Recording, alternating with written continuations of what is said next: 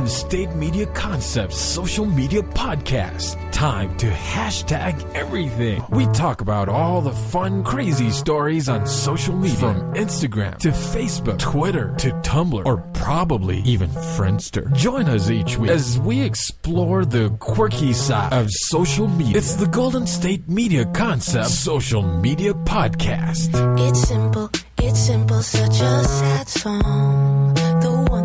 The one that we rely on to get us.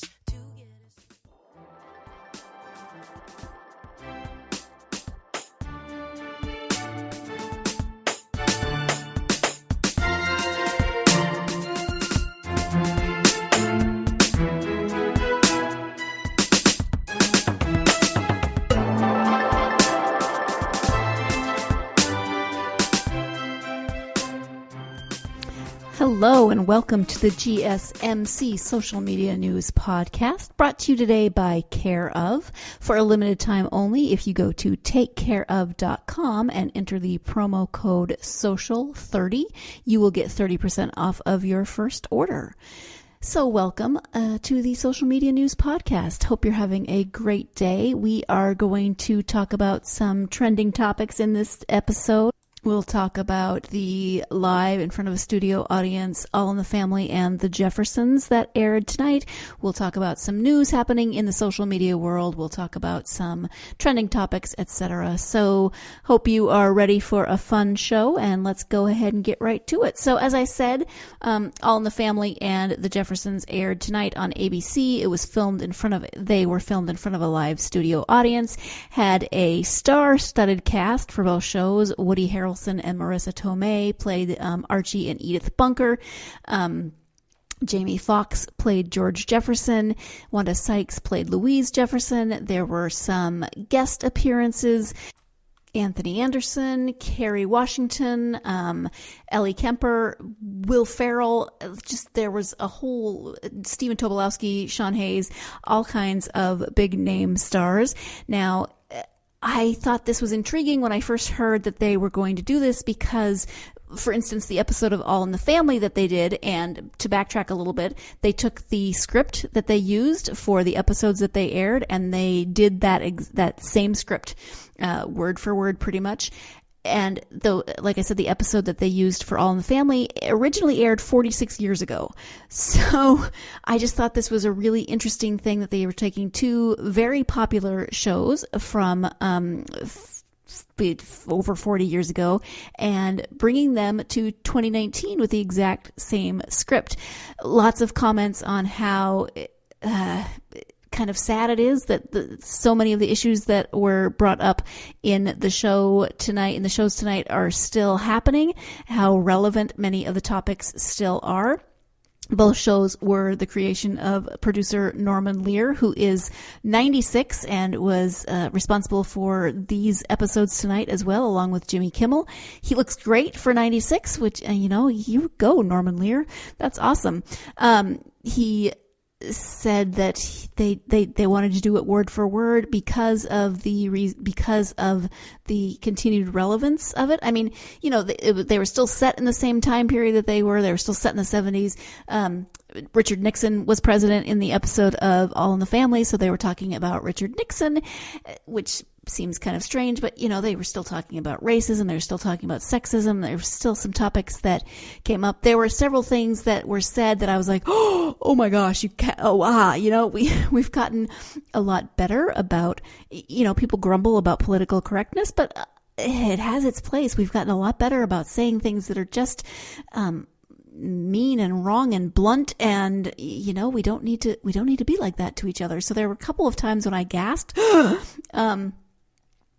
So trending on in social media after I watched the episodes, I went and looked on Twitter to see what people were saying, and lots of the comments were about Marissa Tomei as Edith Bunker. What a great job she did. She really was hilarious. She made me laugh a lot. Jamie Foxx played George Jefferson, and he was the first one that I noticed who visibly flubbed his lines. If anyone else did, they covered it up or I didn't notice.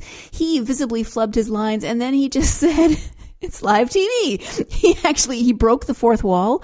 Lots of tweets about that. He's like, said something about people's wondering, people thinking their TVs are messing up. Oh shoot. Now I can't think of what the line said.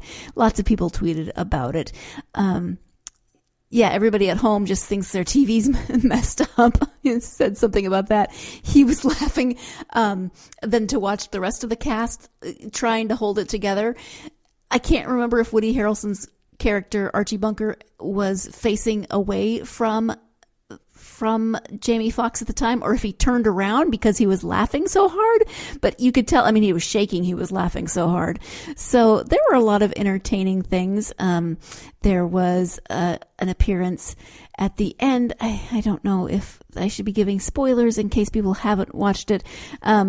I guess I just did with the line flubbing, but that doesn't really give too much away. There were some guest appearances, and if you haven't watched it, then I guess I will let you find those out for yourself. Although if you do go on social media, those will be,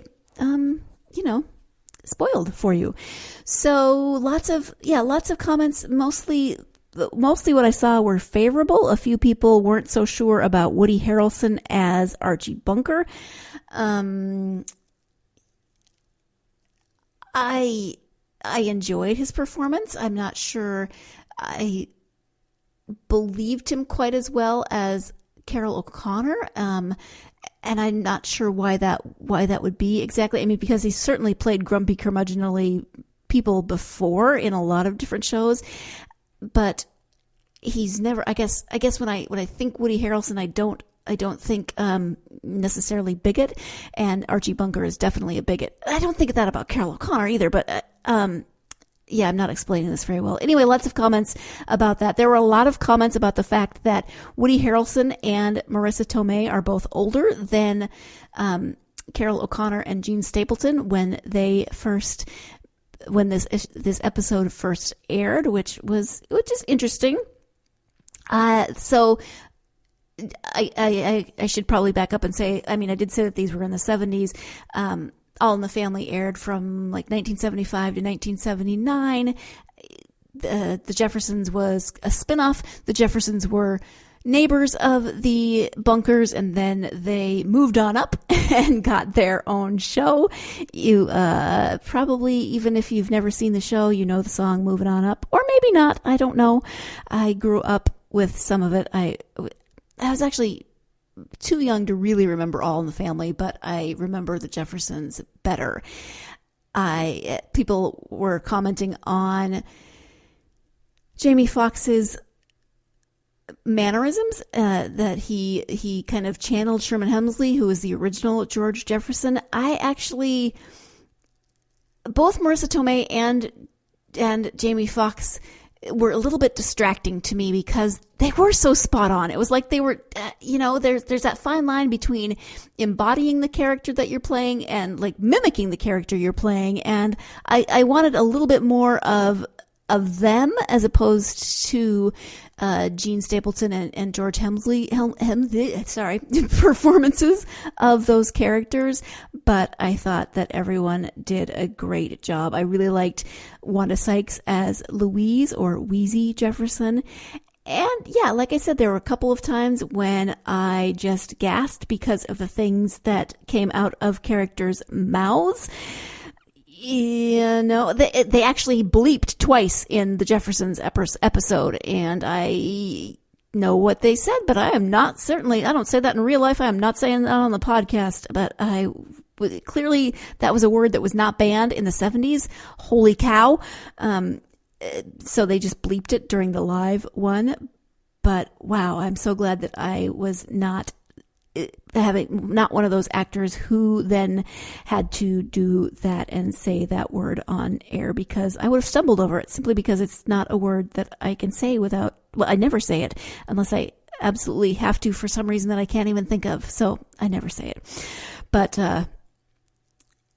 it's interesting. There was one tweet that said, this is from Felix Vasquez at F Vasquez Jr., who says, to all the younger audience members out there, trust me, they didn't alter a single element from the 1970s television scripts. Scary how very little has changed, isn't it? And then the trending hashtags were live in front of a studio audience and All in the Family, and of course the Jeffersons. So just, it was entertaining. I enjoyed it a lot more than I enjoyed some of the live musicals that they've done in the past that always leave me disappointed. So I actually kind of wished some of the other characters, I guess, okay, here's my main question on this was, these were iconic shows. They were talking about at the beginning, Jimmy Kimmel said that Norman Lear had 5 of the top 10 shows one year during this era, that they were all Norman Lear shows. I was fascinated by that. What I don't know is because these aren't the original. They didn't show the episodes that were the first episodes. They took 2 episodes, and so if you didn't know the stories, or you didn't know the characters, or you kind of didn't know the point behind the shows, you don't have time to really get to know the characters and figure out what's going on. You kind of feel like you're just sort of dropped down in the middle of this, but with different people playing characters. And so that was a little disconcerting for me, but overall, enjoyable experience, definitely trending. And it was fun to read through the tweets and such. Didn't read through them before I watched it because I'm on the West Coast. So there was lots of tweets that would have spoiled some things. So went through them later. It is time to take our first break of the podcast. Before we take that break, though, I do want to talk to you, as I mentioned at the beginning, this is brought to you by Care Of. If you've never heard of Care Of, it is a subscription service that gives you personalized vitamins, protein powders, and more. It's a delivery service, so they are delivered to your home. Maybe you are looking to get into a more healthy routine, and you can do that. You can maybe you're looking for, better energy, better sleep, maintain, or to have less stress in your life, something else. We're all looking to be healthier right now. Well, Care Of is great because instead of trying to figure out what supplements you might need to make yourself feel better and feel healthier, you can just go to takecareof.com and take their quiz. Their online quiz will help them to give you a personalized regimen of vitamins and supplements, and it is easy. It takes about 5 minutes. They ask you a few questions about your health goals, about what you're looking for, what concerns you might have, and then they give you this recommendation of what you should take for your daily vitamins, for maybe a protein powder, for some supplements, for energy, that sort of thing. And then you can still, you look at what they offer, and then you can still add things to that order. It's great. I did the quiz. It's easy. Then they sent me this wonderful box that has my name on everything, and it is personalized to my needs and what I said on the quiz. So it's great. Care Of's new protein powders have clean labels and are made with organic ingredients like cocoa and Himalayan pink sea salt, or whey from free grass-fed cows from Ireland. There are vegan and vegetarian supplement options available to match your dietary needs. So it's really great. And if you are interested in getting some personalized vitamins and protein powders, etc., then all you have to do is go to takecareof.com and enter the promo code SOCIAL30. Now, this is the Social Media News Podcast, so SOCIAL30 is that promo code, and you'll get 30% off of your first order. So again, in order to get 30% off of your first order of Care Of, go to takecareof.com and enter SOCIAL30. So when we come back, we will be talking about some more trending news on social media. Stay tuned. You're listening to the Social Media News Podcast, and I will be right back. Always on the go, but the day just won't be one without your Hollywood fix. Let Golden State Media Concepts Entertainment Podcast take care of that. An all-inclusive look of pop culture.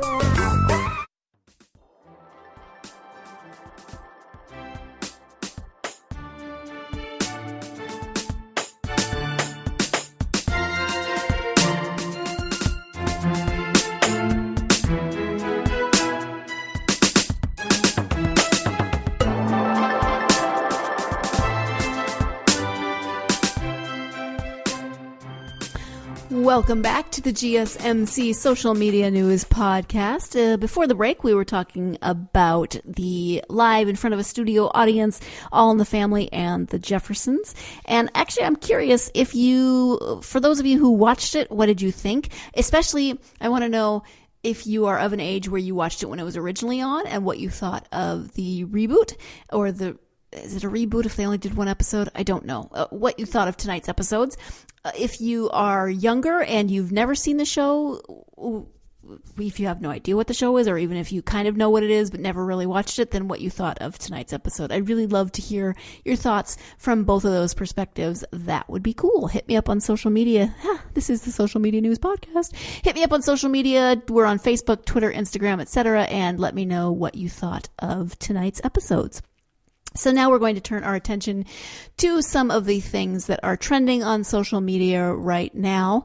This story is a few days old. It was updated on May 17th, but you probably saw, if you're on social media at all, that Grumpy Cat recently passed on, and Grumpy Cat, I didn't actually know that Grumpy Cat's real name was Tartar Sauce, but little Tartar Sauce actually shot to fame because of her just permanent scowly looking face. You know, whether she was actually truly a grumpy cat, I don't know, but she had the grumpiest little frowny face that you've ever seen, and it made for some really awesome memes. She also had beautiful blue eyes.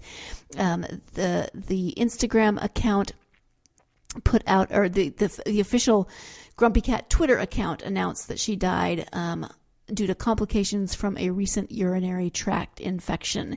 And the statement says, "We are unimaginably heartbroken to announce the loss of our beloved Grumpy Cat. Despite care from top professionals as well as from her very loving family, Grumpy encountered complications from a recent urinary tract infection that unfortunately became too tough for her to overcome.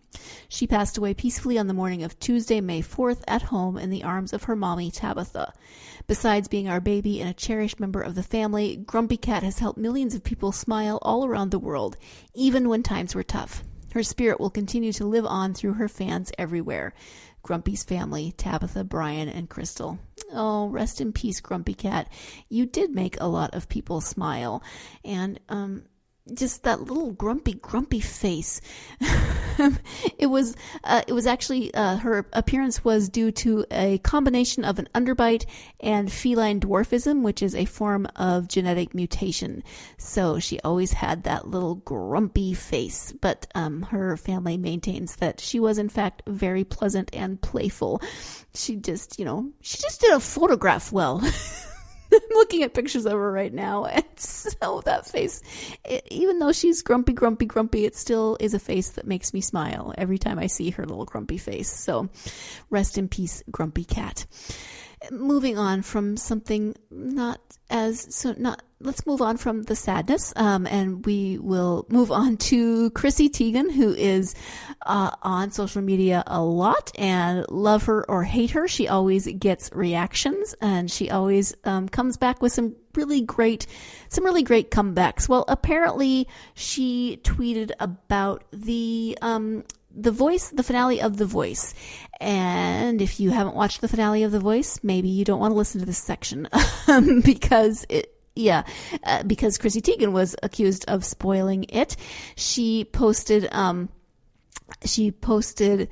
about the winner of The Voice, who happened to be on John's team, and what she did was she retweeted from The Voice tweet. She retweeted The Voice's tweet, so she didn't think anything of it, and then people were very upset because they were on the East Coast and didn't know who the winner was, and she came back with, "Truly sorry for spoiling The Voice tonight. I thought that since the official account tweeted it, it would be okay. But now I realize it wasn't, and will make sure that when my husband wins something with someone, I will wait for each state and every country before being excited." So she clapped back with a little sarcasm, but, she did retweet the official account, and she wrote, "This is literally the happiest I've ever seen John ever after his protege, Malin Jarman, won season 16. So she did, she did spoil it, or she did tweet it, and people were accusing her of spoiling it. But if you go on social media, people are coming to her defense saying, well, it's, it was retweeting, and the voice is spoiled all the time because of the live voting, etc., and you can't really avoid it. So just stay off of social media is basically what people said. And there was a lot of Game of Thrones references. I didn't watch Game of Thrones finale when it aired, so I just stayed off social media. We get very grumpy with spoilers, and then we get very grumpy with people who get grumpy about the spoilers. So, yeah, it's interesting to me how all of these things play out. But I do enjoy Chrissy Teigen. She doesn't shy away from responding to the craziness that is social media, and she's usually pretty entertaining and comes up with some good comebacks. Actually, she's better at coming up with comebacks than I ever am. Usually it's like 20 years later, and then I come up with the perfect comeback of that conversation. So good on you, Chrissy Teigen, for not being the 20-year comeback queen, which is what I would be if I were any kind of comeback queen at all. Moving on to a new topic, and that is, do you remember New Coke? If you were a child of the 80s, do you remember New Coke? Well, New Coke is coming back, which is weird because New Coke was not popular when it came out in the first place. But 34 years after it debuted and then disappeared, New Coke is coming back, and it's because of Stranger Things. Stranger Things, which does such an amazing job of taking everything from the 80s that we remember. They do such a good job of recreating the 80s. And they are going to... The new season launches on July 4th and will take place in the year 1985. That was the year that Coca-Cola came out with New Coke, and people did not like it. It was an example of what one article says: New Coke quickly became an example of misgauging consumer demands and remains a punchline 3.5 decades later. The 12-ounce cans of Coke, made from the same recipe that sparked the 1985 revolt, will go on sale at 5 p.m. Eastern at cokestore.com. They'll be part of a bundle when shoppers buy at least 2 limited edition Stranger Things Coca-Cola or Coke Zero Sugar 8-ounce glass bottles. Do you remember New Coke? If you were a child of the 80s, did you like New Coke? I vaguely remember a few people liking it. Mostly I remember people being annoyed and grumpy by it. I didn't drink soda much as a kid. Well, I drank like Orange Crush, I think is basically all I drank at that point. I once had Coke come out of my nose and couldn't drink it for a very long time after that. So I don't believe I've ever had New Coke, but I do know that people were very grumpy about it. But Stranger Things does a great job of bringing back the 80s, and now they are bringing back the 80s in a new and interesting way, even more new and interesting than they have done before. So thank you, Stranger Things. And I am interested to know what people think of New Coke this time around.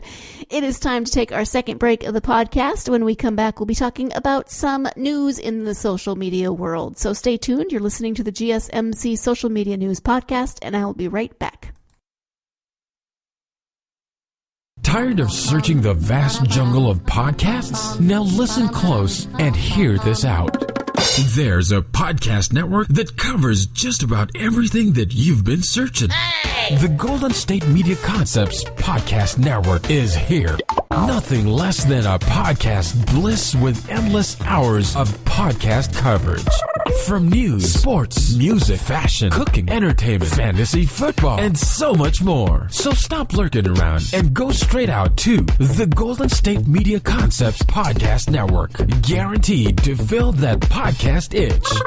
Whatever it may be. Visit us at www.gsmcpodcast.com. Follow us on Facebook and Twitter, and download us on iTunes, SoundCloud, and Google Play.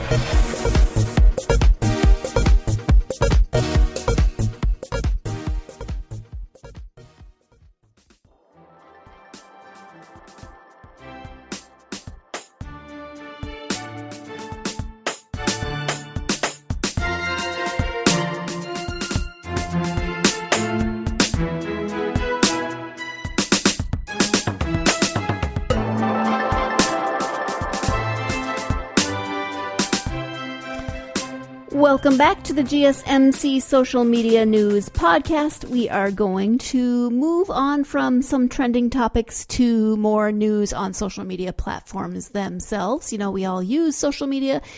Maybe not all. You probably shouldn't use, I shouldn't use absolutes. Many people use social media. We don't always know what goes on behind the scene. I certainly don't always know what goes on behind the scenes or what is going on in terms of new developments, etc. This story does not shock me. It seems sadly unshocking to me, and this is from socialmediatoday.com, and it says new study shows that misinformation sees significantly more engagement than real news on Facebook. I wish I could say, oh my gosh, really? No, that's terrible. But even from my own personal experience, I could tell you that that's true. The fact that so many people do not fact check anything before they share it, before they comment on it, etc., is not surprising to me. So, the article says that one of the more concerning shifts of recent times has been the way in which social platforms have become distribution tools for fake news and reports, amplifying real-life movements based on the sharing and resharing of misinformation and outright lies. Such content now has increased capacity to infiltrate and impact people's lives. For example, both Facebook and Twitter have now taken action against anti-vax groups, while just this month all the major tech giants agreed to the Christchurch call, which aims to unify their efforts to curb the spread of terrorism and extremist messaging. Given the dangers of such sharing, this is rightfully a key issue of focus.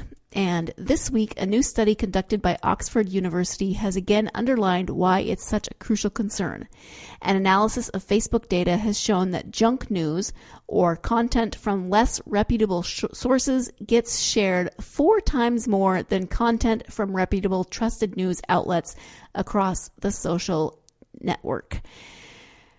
And that is not surprising because, you know, you want things to create a stir. You want people to comment or like or pay attention to what you're posting.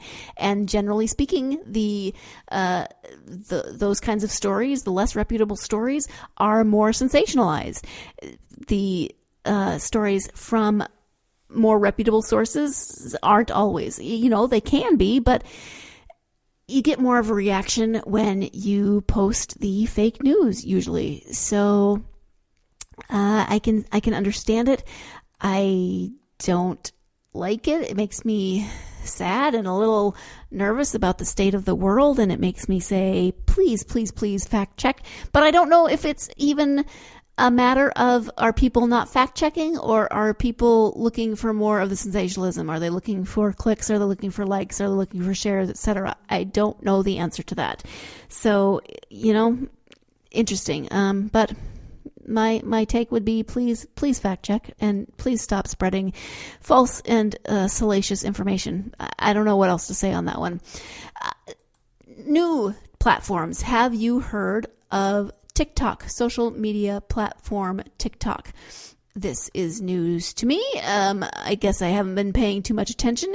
TikTok is real short videos. They are videos of 15 seconds, and they can be combined to make longer videos. Its initial release date was actually in 2016, so you're probably sitting there going, yeah, lady, we knew this. Or you, like me, maybe have only sort of peripherally heard of this app, despite its being out for several years. Well, the question is it the hottest new thing? Is it a flash in the pan? Is it here to stay? What is it? And there's been a lot of conversations about this. There was even a Twitter conversation on social media today about that was everything that you need to know about TikTok, asking it just these questions. You know, is it what makes the platform so successful? Is it here to stay? Is it just a trend? And they say, trust us, we're just as confused as you are. So they took those questions to a live Twitter chat to see how everyone else feels about the new platform. And so, they start off by telling what it is. It is, 15-second videos, up to 50-second videos. They can be combined to make longer videos or loops. The point of the app is to make and share creative content. It is very popular among teens. There's lots of challenges and lip sync battles, etc. on the app. Music videos, etc.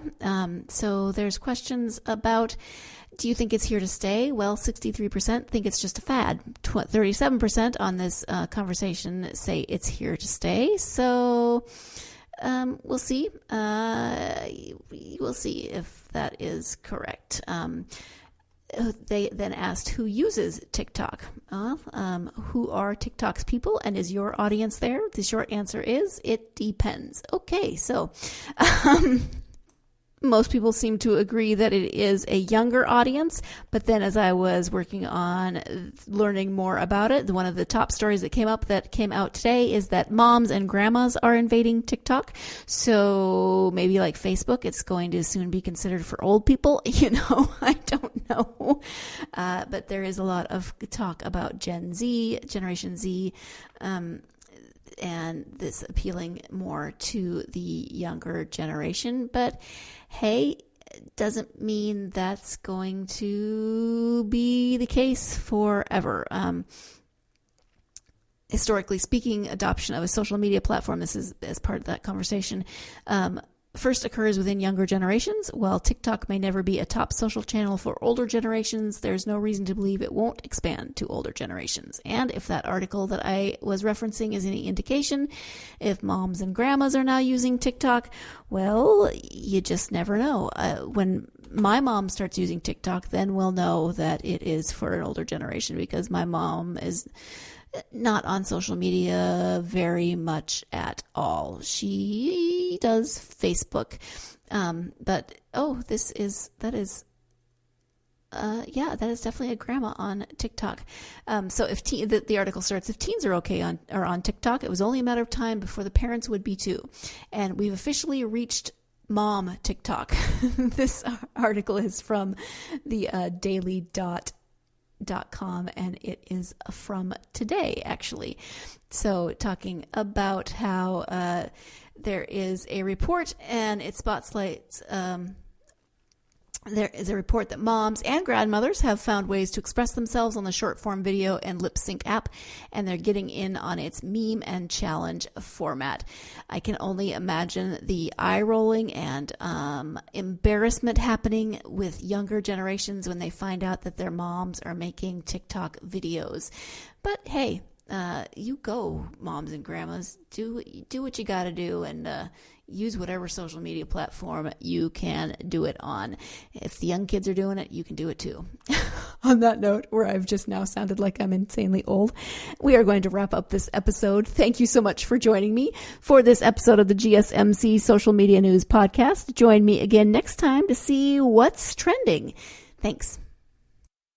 You've been listening to the Golden State Media Concepts Social Media Podcast, part of the Golden State Media Concepts Podcast Network. You can find this show and others like it at www.gsmcpodcast.com. Download our podcast on iTunes, Stitcher, SoundCloud, and Google Play. Just type in GSMC to find all the shows from the Golden State Media Concepts Podcast Network, from movies to music, from sports to entertainment, and even weird news. You can also follow us on Twitter and on Facebook. Thank you, and we hope you have enjoyed today's program.